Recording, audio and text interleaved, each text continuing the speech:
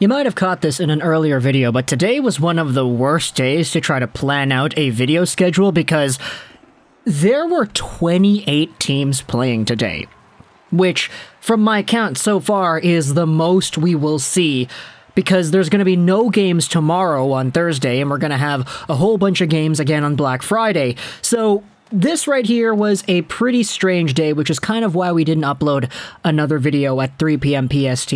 I wanted to save this one until after Vancouver-Pittsburgh because boy, oh boy, was this game just one of the sloppiest the Vancouver Canucks have ever played in recent memory, and I kind of have some thoughts, you know? I get it. There is a whole bunch that we can talk about when it comes to, effort level, consistency. We've talked about all of that before, right? Sell the team, fire Benning, fire Green, all that stuff. That's kind of second nature in our minds at this point.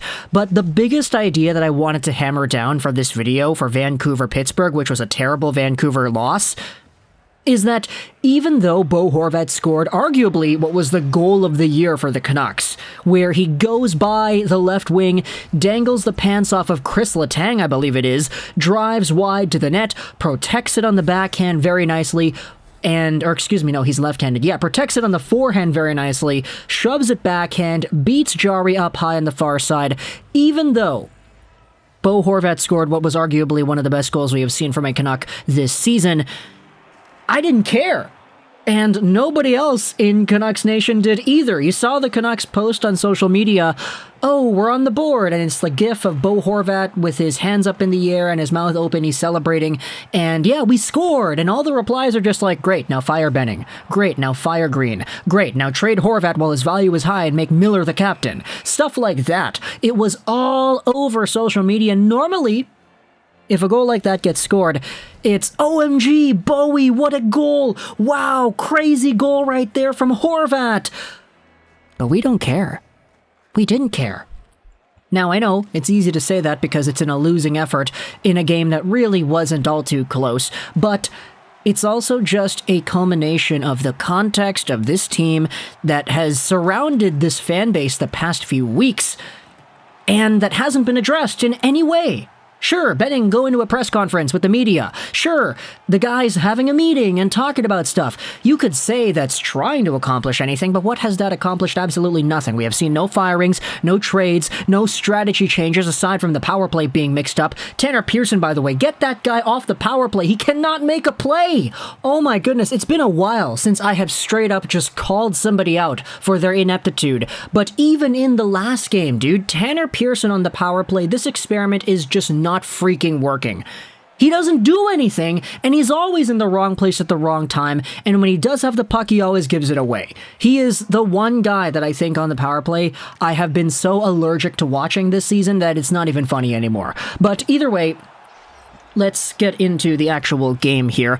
The Canucks, they lose 4-1, and this was a game where, honestly, if you take a look at how things went in the first period, you could kind of feel, okay, the Canucks are sort of in this one. I mean, they got outshot to heck, and the Penguins had some really good chances, but still, this was a sloppy game from both sides. JT Miller gets a breakaway that gets thwarted away. Sidney Crosby almost scores right in front, too. That gets thwarted away as well. There are some really good goaltending showcases in this game for both teams, but just in general, this was a sloppy period for both squads. You could kind of understand why that's the case when you see Pittsburgh Penguins fans kind of debating amongst themselves before the game tonight saying, hey, we're going to lose this one, right? Might I remind you that Pittsburgh, even though they've got all the star power that they do, they're still missing out on Malkin, but this is a bad team in the standings right here. They're down there in the Metro, and it's been a rough ride for Pens fans this season, so there's a reason why Penguins fans were like, okay, we're probably going to lose this game, right? Like, we're playing against a Vancouver squad coming in here. They've got something to prove. We're going to lose, right? And you saw the sloppiness transcend both teams over here. Vancouver, as always, not holding the blue line, not being able to creatively get out of their own zone, not being able to make offense. Pittsburgh kind of giving it up in the offensive zone, leading to turnovers, etc. It just happened both ways, and neither team, in my opinion, was the better team, quote-unquote, because they all got chances and they all had stuff to prove. But the second period, wasn't really any different. What we saw in the second period was just a change in how these teams capitalized. Because the Pittsburgh Penguins, they got themselves 3 goals in the second period, and they were all pretty solid goals. The first goal, it was on the power play. It was everybody except for Crosby cycling the puck around like crazy, and it's a one-time shot that it's going to be really tough for Thatcher Demko to stop that one. Like, I'm sorry. It goes from behind the goal line on the left side out to the high slot in the middle and straight over to the right side again for Demko. He's not going to stop that 1T. It's 1-0 Pittsburgh. Now, the next goal after that was an absolute travesty because this goal right here, scored by Evan Rodrigues, I get it. It says unassisted on the box score, but this was not an unassisted goal in the slightest. This was Evan Rodrigues from Quinn Hughes and Elias Pettersson. What a travesty of a goal to give up in a close 1-0 game. Elias Pettersson is the last man back in the Vancouver Canucks offensive zone. They're in Pittsburgh territory and Pettersson is dangling it at the blue line, trying to hold it in. Eventually, he gets stripped of the puck because he held on for it too long. It's an offensive chance for the Penguins the other way that gets thwarted into the corner. Okay, guess what? Demko ends up stopping the puck behind his net. He gives it over to Quinn Hughes, and guess what Quinn does? He goes across the middle of the ice right over to the right wing, and it bounces off the boards because nobody's there. Quinn with an absolutely blind, no look, no reception pass. It finds nobody, and the first to bounce onto it is Evan Rodrigues, who takes it. Nobody closes the gap on him. He just holds onto the puck, looks down Thatcher Demko, and Tyler Myers, who is just kind of in the way, acts as a screen as Rodrigues shoves it over the shoulder of Demko and into the top corner. A travesty of a goal. And that was kind of the breaking point where I was like, yeah, they're definitely not going to win this game. The Canucks, to their credit, had a few chances here and there. A good few opportunities here that were thwarted away by Jarry, a few good cross creases and passing plays in the offensive zone that resulted in positive shots. But this is kind of the thing with Vancouver at this point. Sure, you had chances and sure, you had opportunities, but you have no excuse to use that as success stories anymore.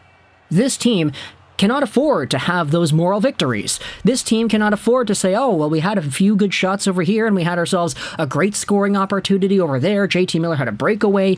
You are not allowed to say that because this team has not shown that they can actually break through and get those goals. They got one from Horvat today that was just a complete something out of nothing play. This wasn't a high danger opportunity that was building up and then eventually went in by Horvat scoring. This was Horvat just taking the puck in the neutral zone, coming in, shooting, and scoring. This was not like the other chances where the Canucks got sustained pressure, and this is ultimately the difference between Vancouver and other teams that are actually good, is that Vancouver can get all the high danger chances they want, they can have all the puck possession they want, they can have all the control that they want, but they are never able to capitalize.